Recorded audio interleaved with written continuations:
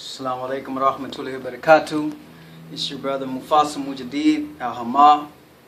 And as you've seen probably lately, within the last day or so, I've been posting something about the Home Buyer's Guide that John Fuller has put out as part of his program. And it's a program that I'm involved in, and also one of my family members is involved in, my cousin to be exact. And he's been with it for about a year, and he's got his own home and also has his own clothing line. But I wanted to go over a few things about this book and the program, and also what is going on in the banking world, because it's not too clear to many of us what's going on, you know. But before I go into the book itself, I want to explain something real quick. I want to explain a definition called redlining, and what redlining is. You see, redlining is where, let's say you go to a bank, and by the way, banks deal with everything in this country, you know, so there's no way of escaping a bank in this country. But redlining is where a bank, you go to a bank, and they determine where you can live, what house you can get, how much interest is on the house, and they also do deals. They determine what part of the city of the house that you may acquire, even if you meet qualifications.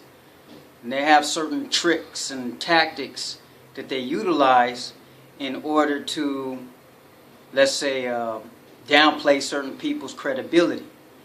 I'll give an example. John Fuller himself has been a realtor coach and a coach for bankers for about 25 years. And as you can tell, he's African American, and he's seen up close, up front, the banking system and has been involved in it. And he started to notice a lot of redlining going on. But the type of redlining that was going on was based on, it just so happens, ethnicity. You know, for example, a black person come in there, mainly a black person. Now they do it to other people here and there, but mainly African Americans or black people will come in. They have, some of them have not too good credit, some of them have good credit. It doesn't matter. And they will redline them by, basically making a statement such as, well, how about this house over here rather than this house over there? And the house that they choose will be in an area not so good, although the person's credit is pretty good. Or let's say they give them the house. They say, okay, we'll let you get the house, but they will triple the interest rate upon the person, so that, let's say, within 10 years, a person, is paying on the home to buy this home, paying on the home, and then because of the triple their interest, they eventually are not able to meet that within 10 years, and next thing you know, they have to give the bank back the home. So they're out on the streets. They gave them 10 years of their money, and now they don't even have, they don't even have the home that they were putting all that time into. And it just so happens that predominantly per ratio of African Americans, meaning that here and there they'll let a black person get through, but predominantly African Americans, they redline. And they do these tricks over and over and over again. So John saw this, and he decided, he said, you know what, I've seen this so many times, and it is very clear that it's racism, but he couldn't call it racism, because as soon as a person tried to bring it up, it's like, hold on, this is not racism. This is the person, everyone's judged on a base, is case to case. That's how they say it. It's case to case judgment. So you can't say it's racism. So what they do is they use redlining as a means of racism. So John broke away, and he started forming his own program. He put together his own program towards the disadvantaged. Anybody can join though, but mainly his main aim is toward the disadvantaged. Those who have bad credit. He can help you get your credit up, and he teaches you in his program how to get your credit up. And he shows you how to do it, so therefore you don't have to rely on anybody else and pay anybody else to get your credit up. That's one of the aims of his program. He gets you into a home, and he also teaches you through this book. In his program, he teaches you the lingo of the banks in a simple format, so that you'll know the little tricks. If they're trying to play a trick with you, you'll understand what they're talking about, and it won't be so strange to you. And not only that, because you've been in his program, you can also call John in, or another representative, and you can also represent yourself along with that, and have them drive the price down, have them drive the interest down, because you understand the banking language and he understands the banking language, and once they understand that they know that there's no tricks that they can play with you. When you join into the program, you're part of the team forever. So you'll always have a person that does the banking that will help you, but that's not the only thing his program is designed to do. If you want a home built from ground up, let's say, John has people that are construction, come in and build your home up. So everyone benefits within the team. And he's doing this for the disadvantaged, because he noticed the quote-unquote redlining that was going on. So I'm going to go into this book, and I'm going to show you a few, or read to you a few definitions, and see if you can understand what this is saying. Okay. So you go into a bank, and they ask you, or they mention a word called deed. You sitting there looking like, okay, well, what is a deed? I don't know what a deed is. I never even heard of the word deed. We don't use that type of language out here, Deed, what is that? And now this person who's a banker is looking at you, and he sees, oh, this person doesn't even know the simple word deed. So now we can jack his interest up. We can, use these big words, and we can, get him locked into a loan, or get him locked into this, And next thing you know, you got this high amount of interest, and you really don't know what's going on. You're wondering why penalties are hitting you, and you're completely just trapped. So this is where John's program is coming in, And so we'll read deed. Deed simply is the document that transfers ownership of a property. Right? So a person has a property, they have a deed. What is a deed? A document. Something that's written, you transfer it over to somebody else. So if I come to you and I want your property, you go to the bank, you want somebody's property, you want to ask for the deed. You never want to get a property, you never want to get a house. This is what John's book teaches you. You never want to get a property, you never want to get a house without knowing the deed. Because somebody might owe on that property. Somebody might owe on that house, which is part of that deed. And so when you grab that deed, when you grab that property, when you grab that document, that's what I'm talking about, the deed, the document, right? You're also taking on the debt that person may have had.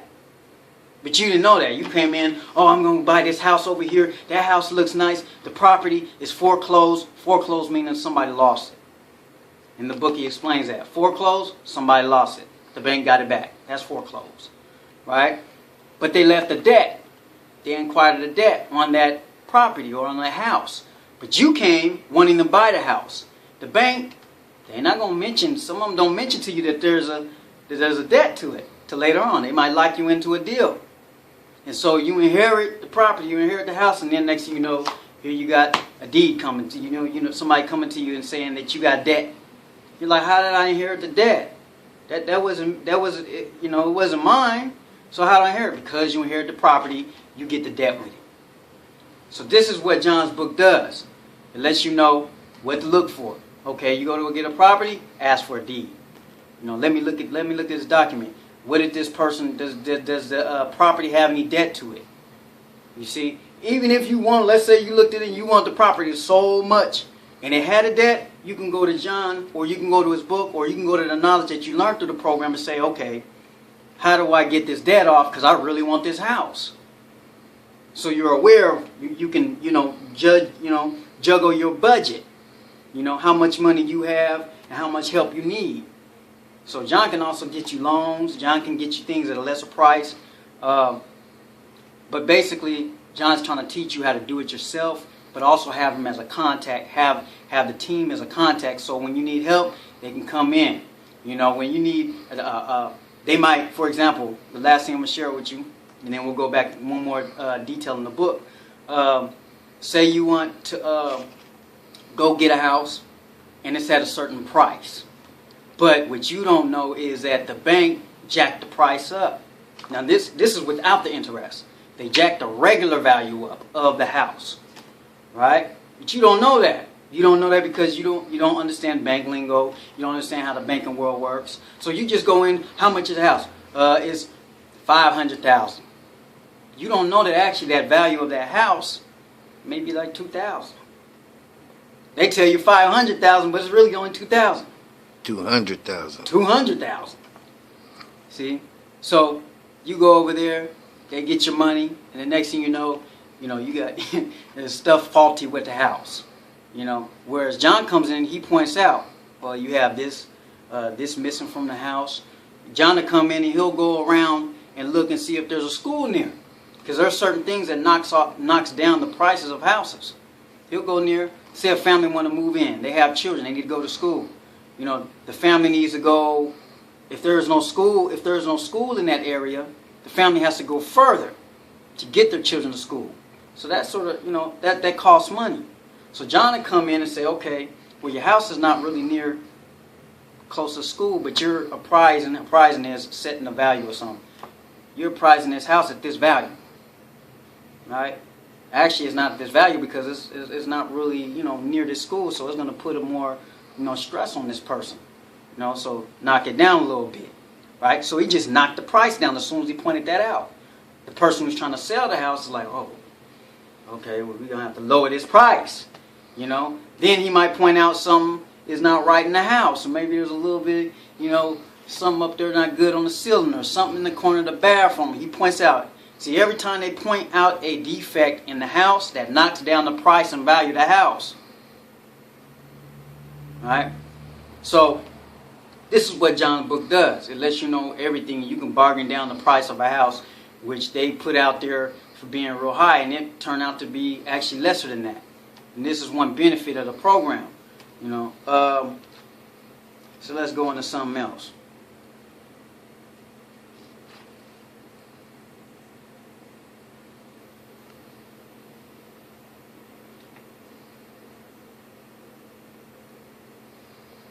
Definitions, okay. Abstract of title. You come into a bank, you like, there's like, well, would you like to see the abstract of title? And you're like, abstract. And you're trying to figure out, some people, even intellectual, don't even know this. Abstract. So they're thinking regular. Abstract is something that's, abstract is something that you can't really get with your hands. It's out there. It's out there. It's abstract. But that's not what it's talking about here. It's banking language. It's not regular language. Right? So you need somebody that know how to decode banking language to you. That's what John's program does. He decodes banking language to you. That way you know what the bank is talking about. You know how things work. You know how things operate. What they're saying to you. What is abstract? Abstract, a title, however, in the book. Definitions. Alright? Let's read it. It's simple. A written summary of the ownership history of a particular piece of real estate. So basically what it's saying is a summary, something simple that's written out about the history of ownership of whatever it is that you're trying to get. If it's a house, you want to know the history of who owned it. Right? So that's simply what it is. But somebody hear that word and be like, abstract title. I don't know what that is, right? And as soon as they know, they sense that you don't know. Remember, these people, bankers, they're not in it to be your friend. They in it to get whatever they can get out of you, suck you dry. But the fact of the matter is that they basically run this country. Banks determine where you live at. Banks determine the price of things, of the house and property that you're getting, the ground that's beneath. So you have to deal with them in one type of way or fashion or another. Banks even determine taxes to the extent. It does. So you're dealing with a bank regardless of which way you don't want to. So I just thought that I would give a summary of not just this book, But this man right here, this brother right here, who took it out of the kind, it was hard to turn down. I mean, I could go on and on about the brother, you know what I'm saying? He turned down, $4 million deals. People want to buy this program away from him because they recognize the power that it would upset the status quo. They don't want regular, everyday people, especially the disadvantaged, to learn banking language, because this is how they get over. You got low credit. John teaches you how to get your credit up, so that you can deal with them. And it's not really all that really hard. It's just a little struggle, but it's not hard like they make it seem, because they manipulate you. See, everything that the bank does is manipulation. So John takes that manipulation away. No, we're not going to do that. We're not doing that. I'm not letting you do that no more to people. You're not going to be doing that. So they've been trying to get this program from John for a while now. John has held off. He said, "No, I'm not selling this. I don't care how much you offer me." He done turned $1 million deals down.